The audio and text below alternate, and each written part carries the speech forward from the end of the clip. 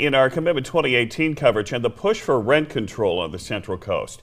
In Santa Cruz, campaign supporters say that they have turned in 10,000 signatures to get an initiative on the November ballot, double what was needed, but the signatures will need to be verified. Action News reporter Phil Gomez has our top story. 6 boxes filled with pages and pages of signatures, all supporting a rent control initiative to be placed onto the November Santa Cruz City ballot, turned up at City Hall. Lauren Husigian was one of the last to sign. Without this, so many tenants and renters will not be able to have the rights that they truly need. It's a lot of boxes. The Movement for Housing Justice Group says with more than 10,000 signatures turned into the city clerk, this petition drive sends a clear and strong message about the lack of affordable housing. It's just a tidal wave of support for this, and just tons of people rallying around, like lots of energy and movement behind this to make this happen. Santa Cruz Together co-founder Lynn Renshaw is with the group fighting against rent control and says the initiative is flawed. Neighborhoods will be damaged by having overcrowded houses, permanent nuisances, more noise, traffic, cars. While the city clerk counts the signatures, it's definitely clear that those supporting rent control and those against it are gearing up for a high-stakes campaign. Once the city clerk counts all the petitions, they'll be turned over to the county clerk's office, and she has 30 days to certify all these signatures. Then it comes back to the city council, and they'll place it on the agenda on June 26th, and then finally it'll be on the November ballot. In Santa Cruz, Phil Gomez, KSBW, Action News 8. And new at 6 tonight, more on the rent control issue. Housing on the Monterey Peninsula is not as expensive as Santa Cruz, but let's be honest, it's still pretty expensive.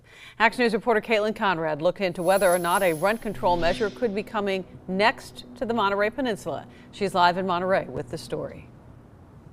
Well, Aaron, people have been pushing this year especially hard for affordable housing on the Monterey Peninsula, and now rent control could be part of that discussion.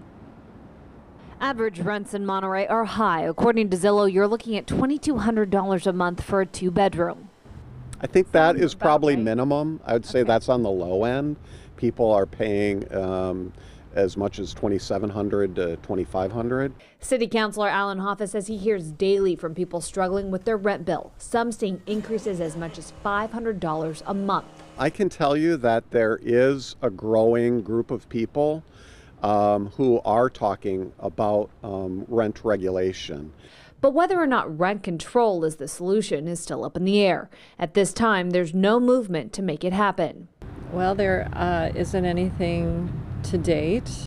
City planner Elizabeth Carricker says that doesn't mean it won't happen in the future. Over the next year, Monterey will be updating its 5-year consolidation plan for the U.S. Department of Housing and Urban Development. So as we start a new effort towards updating that plan for the next 5 years, it may come out through public comment and public participation that rent control is one of the goals. It's not for me to say at this point. The city's goals can affect how much federal funding it receives for programs that benefit low-income households. Advocates for California's landlords say rent control should not be on the goal list. And Nell Barber with the California Apartment Association says rent control hasn't solved the problem of affordable housing for cities like San Francisco and Berkeley in the past. And he argues that restricting revenues for property owners can have some pretty bad consequences for tenants. You can see in cities that have had rent control for decades, and you can see that the quality of some of the housing in those cities is below par in a lot of cases because you don't have the adequate funds to maintain it. Barber says the solution is to build more housing when and where you can. In the meantime, Hoffa says he wants to see a citizens committee formed to address rising rent and, yes, to possibly talk about rent control. He says any change is going to have to come from the community. I think the city council needs to take it seriously. If you don't acknowledge you have a problem, you're never going to solve the problem.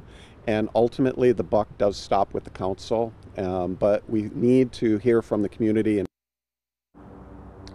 Hoffa says 65% of residents in Monterey are renters. He says so far he hasn't seen that group organize and come together, but he says in the future they could. Aaron? Hi, Caitlin. Thank you.